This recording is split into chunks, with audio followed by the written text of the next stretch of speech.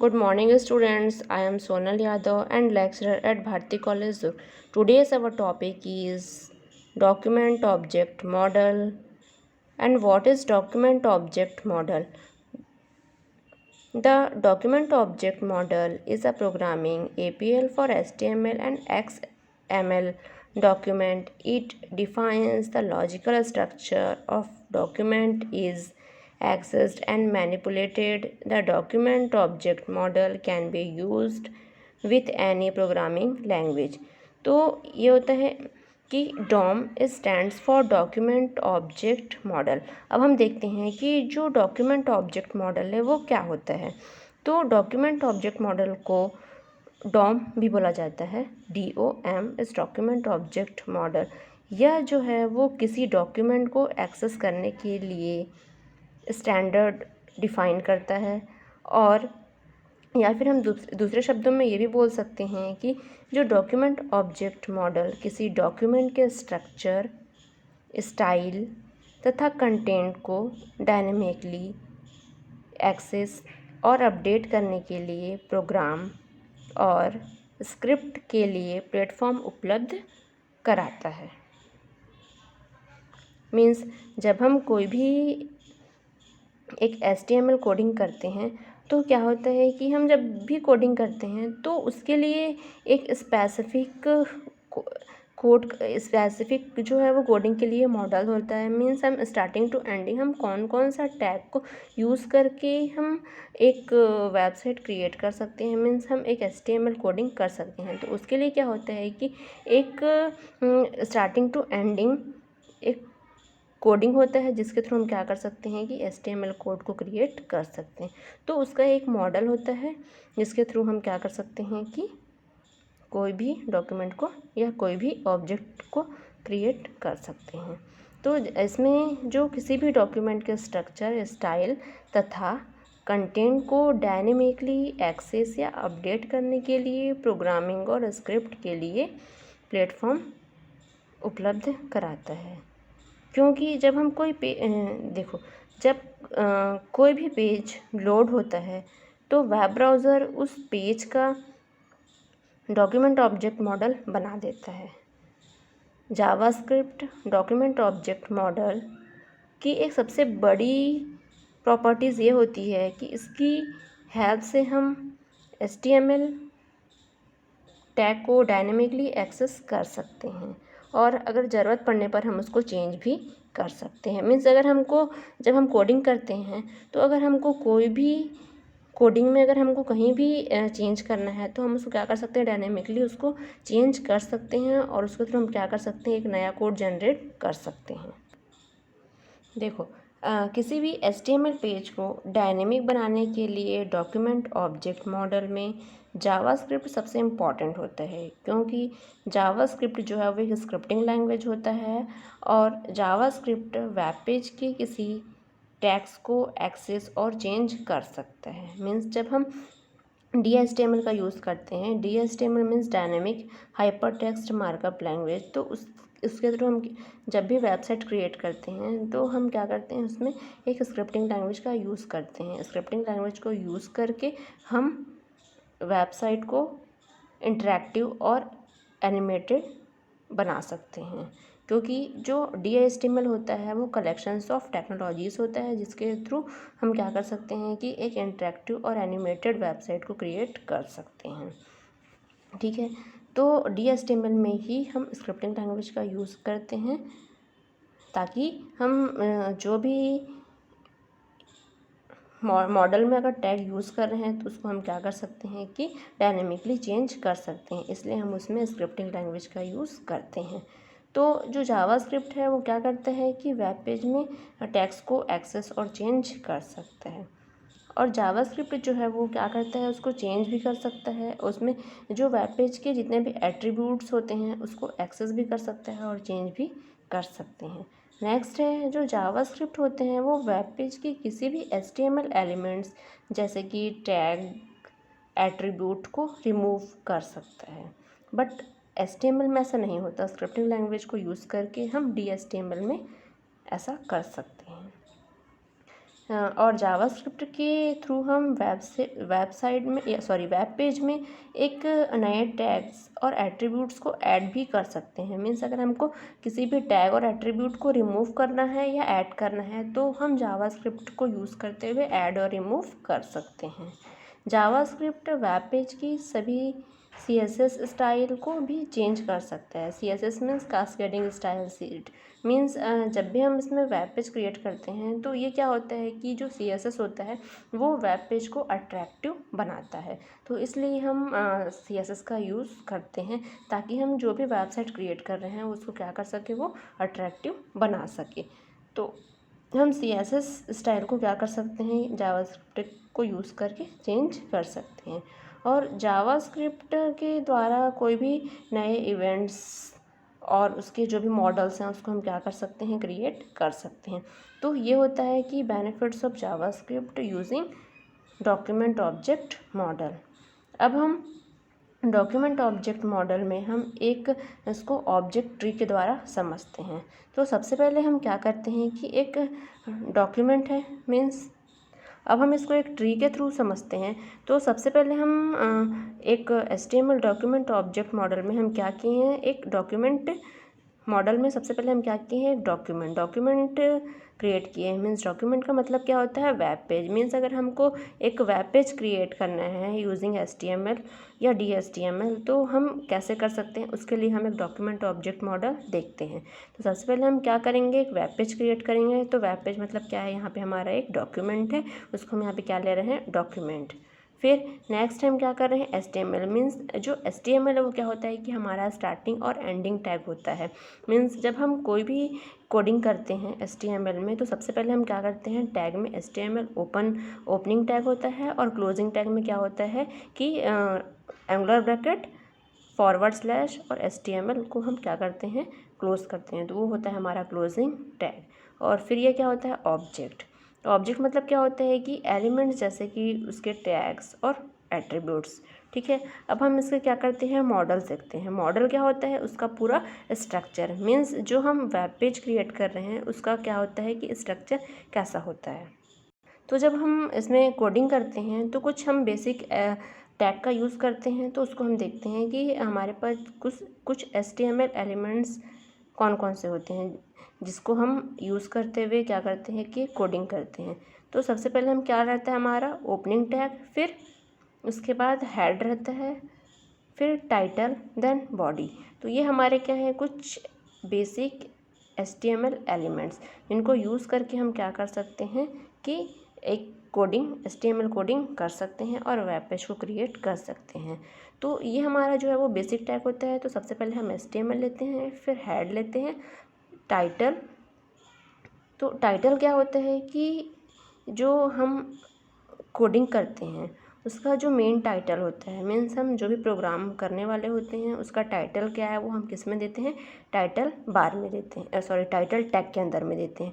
तो जब हम टाइटल टैग में हम देंगे जो भी हमारा कोडिंग होगा, सपोज़ हम यहाँ पे एक वेब पेज क्रिएट कर रहे हैं और उसमें हम टाइटल दे रहे हैं टाइटल टैग के अंदर में कि माई फर्स्ट वेब पेज।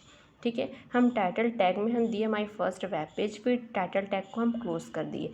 तो क्या होता है कि ये जो है जब हम कोडिंग को रन करेंगे, प्रोग्राम को रन करेंगे तो क्या होता है कि जब हमारा वेब पेज ओपन होता है तो वेब पेज में फ्रंट में टाइटल बार में हमारा जो टाइटल टैग हम देंगे वो क्या करेगा, शो करेगा। इसलिए हम टाइटल टैग का यूज़ करते हैं। और हेड क्या होता है कि HTML और टाइटल के मिड में होता है।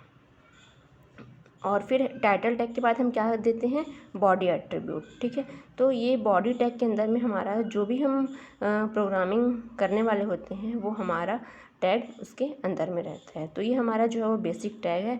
तो जो भी टैग को हम यहाँ पे ओपन करते हैं उस टैग को हमको एंड में क्लोज़ करना होता है। और जिस टैग में क्लोजिंग टैग नहीं होता है वो होता है हमारा एम्प्टी टैग। तो कुछ ऐसे टैग हैं जो एम्प्टी टैग भी होते हैं, मीन्स उसको ओपन करते हैं बट क्लोज़ करने की ज़रूरत नहीं होती है। ठीक है, तो ये होता है बॉडी। अब बॉडी के अंदर में क्या होता है कि अगर हम पर्टिकुलर कोई भी इस मॉडल में अगर हम पर्टिकुलर कोई भी टैग यूज़ कर रहे हैं तो उस बॉडी एट्रीब्यूट के अंदर में देंगे। सपोज़ इस मॉडल में हम जब वेब पेज क्रिएट कर रहे हैं तो हम इस मॉडल में दे रहे हैं कि हमको अगर इमेज यूज़ करना है अपने वेब पेज में, तो हम क्या करेंगे, इमेज टैग देंगे। मीन्स अगर हमको इमेज देना है तो उसके लिए हम क्या करेंगे, इमेज टैग का यूज़ करेंगे। तो इमेज के लिए हम क्या करेंगे कि अगर हमको इमेज टैग यूज़ करना है तो इमेज का हम कोडिंग कैसे करेंगे, टैग के अंदर में img और उसके लिए हमको देना पड़ता है src मीन्स सोर्स। ठीक है, तो img src equal to double quotes में जो भी हमारा इमेज का नेम होता है वो रहेगा .jpg मीन्स वो किस फॉर्मेट में है वो देना पड़ता है, डबल कोट क्लोज और एंगुलर ब्रैकेट क्लोज। तो उससे क्या होता है कि ये हमारा वेब पेज में इमेज शो करेगा, किसके थ्रू, इमेज टैग के थ्रू।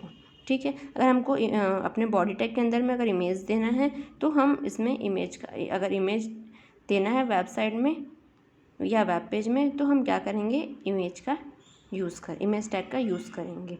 नेक्स्ट है कि अगर हमको फॉर्म क्रिएट करना है, मीन्स अगर हम कोई भी ऑनलाइन फॉर्म फिल करते हैं उसके लिए हमको क्या होता है कि फॉर्म फिल करना पड़ता है, तो उसका वो जो फॉर्म होता है वो हम HTML के थ्रू क्रिएट कर सकते हैं। तो उसके लिए हम यूज़ करते हैं फॉर्म टैग।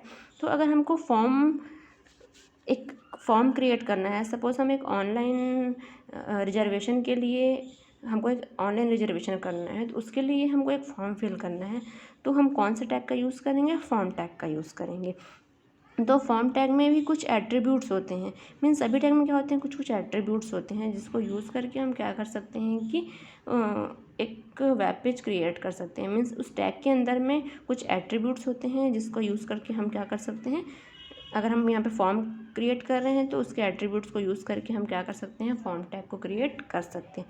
मीन्स यहाँ पे हम फॉर्म टैग के एट्रीब्यूट्स देखते हैं, बटन्स, टेक्स्ट, चेक बॉक्स और भी होता है रेडियो बटन, ऑप्शन बटन, ये हमारे क्या होते हैं, फॉर्म टैग के एट्रीब्यूट्स होते हैं। मीन्स अगर जब हम फॉर्म टैग क्रिएट कर रहे हैं, मीन्स अगर हम कोई भी ऑनलाइन रजिस्ट्रेशन के लिए या रिजर्वेशन के लिए हम एक फॉर्म क्रिएट कर रहे हैं तो उसमें क्या होंगे, बटन होंगे जिसको क्लिक करके हम कैंसिल कर सकते हैं, ओके कर सकते हैं, अपडेट कर सकते हैं। तो उसके लिए क्या होगा कि जो भी बटन्स होंगे वो, उसके लिए हम क्या यहाँ पे एट्रीब्यूट यूज़ कर रहे हैं, बटन। और टेक्स्ट मीन्स अगर हमको अपने फॉर्म में अगर हमको कुछ टाइप करना है तो उसके लिए हम क्या यूज़ करेंगे, टेक्स्ट यूज़ करेंगे। और चेक बॉक्स क्या होता है कि जैसे कि हमको हमारे पास सपोज़ 3 या 4 ऑप्शन है, सपोज़ हमको अपनी एक हॉबी देना है, तो हॉबी में हमारे पास हमारी 3 हॉबी भी हो सकती है और 4 हॉबी भी हो सकती है। तो अगर हमको हॉबी देना है, सपोज़ हमको डांस देना है, सिंगिंग देना है और रीडिंग देना है, प्लेइंग देना है, तो उसमें क्या है कि हमको टिक कर सकते हैं। मीन्स हम ये शो कर रहे हैं कि हमारी जो हॉबी है वो 3 या 4 है, तो उसके लिए हम किसका यूज़ करेंगे, चेक बॉक्स का यूज़ करेंगे। और एक और होता है रेडियो बटन।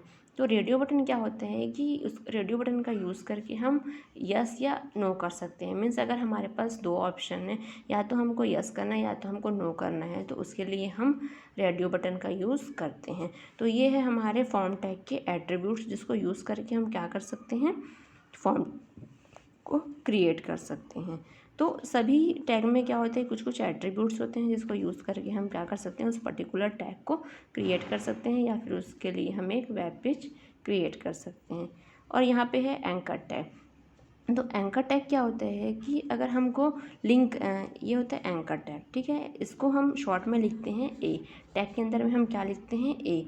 तो अगर हमको एंकर टैग यूज़ करना है तो एंकर टैग क्या होता है कि अगर हम कोई भी अपने वेब पेज को अगर लिंक कर रहे हैं किसी भी ऑनलाइन सर्वर से, तो हम क्या कर सकते हैं, उसको लिंक कर सकते हैं एंकर टैग का यूज़ करके। मीन्स हम टैग के अंदर में देते हैं HREF, मीन्स HREF मीन्स होता है hyper reference, equal to double quotes में, सपोज हम गूगल से कनेक्ट करना है हमको, तो वहाँ पे देंगे कि एंकर टैग में टैग के अंदर में HREF equal to double quotes में www.google.com double quote close angle bracket close.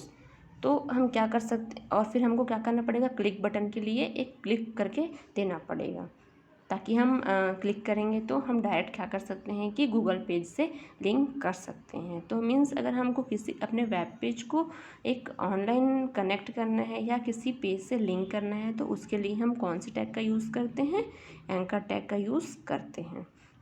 ठीक है, तो ये हो गया हमारा एंकर टैग। अब हम देखते हैं नेक्स्ट टेबल। तो टेबल टैग क्या होता है कि अगर हमको कोई भी टेबल क्रिएट करना है अपने वेब पेज पर, तो उसके लिए हम क्या करते हैं, टेबल टैग का यूज़ करते हैं। मीन्स अगर हम किसी भी कॉलेज के अगर एडमिशन के लिए अगर हमको एक टेबल क्रिएट करना है, सपोज़ हमको 2020 और 21 के लिए एक टेबल क्रिएट करना है उस कॉलेज के एडमिशन के लिए कि 2020 और 21 में कितने एडमिशन हुए हैं और कौन कौन से कोर्स में। तो अगर हमको उसके लिए टेबल क्रिएट करना है तो हम क्या कर सकते हैं, टेबल टैग को यूज़ करके हम टेबल को क्रिएट कर सकते हैं। तो टेबल टैग में भी कुछ कुछ एट्रीब्यूट्स होते हैं, जैसे कि टी आर टैग मीन्स होता है टेबल रो, जिसके थ्रू हम क्या कर सकते हैं, टेबल में एक रो क्रिएट कर सकते हैं। टी एच टैग, जिसमें क्या होता है कि टी एच होता है टेबल हेडिंग, अगर हमको टेबल में अपने हेडिंग देना है तो उसके लिए हम टी एच टैग यूज़ कर सकते हैं। टी डी टैग होता है, टी डी टैग मीन्स होता है टेबल हेडिंग,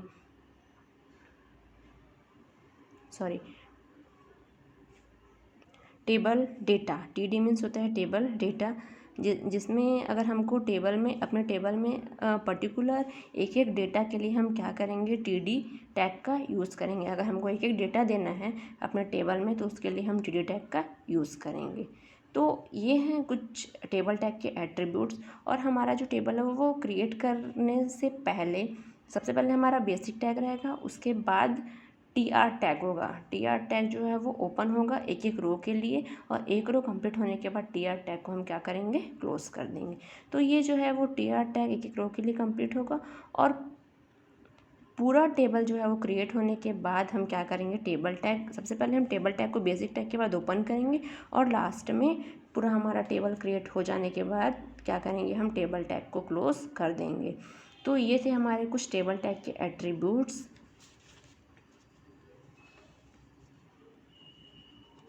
मीन्स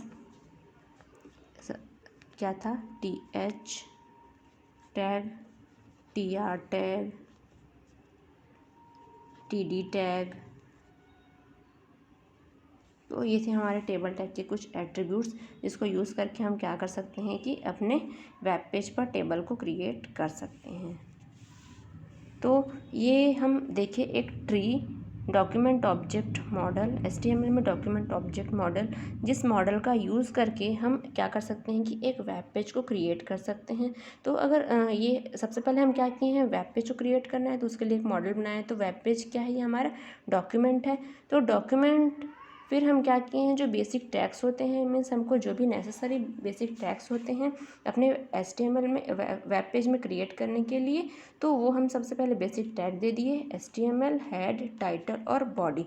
उसके बाद जो भी हम वेब पेज में क्रिएट कर रहे हैं, सपोज़ अगर हम अपने वेब पेज में इमेज क्रिएट करने वाले हैं तो इमेज टैग यूज़ करेंगे। अगर हम अपने वेब पेज में फॉर्म क्रिएट कर रहे हैं, किसी भी ऑनलाइन फॉर्म को अगर रजिस्ट्रेशन करना है तो उसके लिए अगर फॉर्म क्रिएट करना है तो हम यहाँ पे फॉर्म टैग का यूज़ करेंगे। अगर हमको लिंक करना है किसी भी पेज से तो हम यहाँ पे एंकर टैग का यूज़ करेंगे। और अगर हमको एक टेबल क्रिएट करना है अपने वेब पेज में तो हम यहाँ पे क्या करेंगे, टेबल टैग का यूज़ करेंगे। तो ये थे हमारे कुछ टैग्स और उसके एट्रीब्यूट्स। मीन्स अगर उस टैग में अगर हमको सपोज़ यहाँ पे अगर हम फॉर्म क्रिएट कर रहे हैं और उसके कुछ एट्रीब्यूट्स होते हैं जिसको यूज़ करके हम क्या कर सकते हैं, एक टेबल को क्रिएट कर सकते हैं। उसको यूज़ करके हम क्या कर सकते हैं, उस पर्टिकुलर टैग को क्रिएट कर सकते हैं। तो सभी टैग के कुछ कुछ एट्रीब्यूट्स होते हैं। यहाँ पे फॉर्म टैग के एट्रीब्यूट्स हैं button, text, check box, radio button. ये सारे को यूज़ करके हम क्या कर सकते हैं, इसका यूज़ करके हम एक फॉर्म क्रिएट कर सकते हैं। तो ये थे हमारे बेसिक टैग, और पर्टिकुलर हम वेब पेज में जिस टैग को यूज़ करेंगे वो टैग हमको क्या करेगा, उसके एट्रीब्यूट्स को यूज़ करके हम उस पर्टिकुलर टैग को यूज़ करके हम अब वेब पेज को क्रिएट कर सकते हैं। तो ये था हमारा HTML document object model means इस मॉडल को यूज़ करके हम क्या कर सकते हैं कि HTML और डायनेमिक HTML को हम क्रिएट कर सकते हैं। तो ये था हमारा document object model. Document object model जब कोई वेब पेज लोड होता है तो वेब ब्राउज़र उस पेज का डॉक्यूमेंट ऑब्जेक्ट मॉडल बना देता है। जावास्क्रिप्ट डॉक्यूमेंट ऑब्जेक्ट मॉडल की सबसे बड़ी प्रॉपर्टीज़ ये है कि इसके हेल्प से HTML टैग को डायनेमिकली एक्सेस कर सकते हैं और ज़रूरत पड़ने पर उसमें कोई भी चेंजेस कर सकते हैं। तो ये था हमारा आज का topic, document object model means इस मॉडल का यूज़ करके हम क्या कर सकते हैं, अपने वेब पेज को क्रिएट कर सकते हैं और उसे अट्रैक्टिव बना सकते हैं। तो जो जावास्क्रिप्ट है वो क्या करता है कि डायनेमिकली उस लैंग्वेज को यूज़ करके चेंज करता है और उसमें अगर हमको कोई भी HTML टैग को डायनेमिकली एक्सेस कर सकते हैं और ज़रूरत पड़ने पर उसमें कोई भी चेंजेस भी कर सकते हैं इस डॉक्यूमेंट ऑब्जेक्ट मॉडल का यूज़ करके। तो ये था हमारा document object model. Thank you.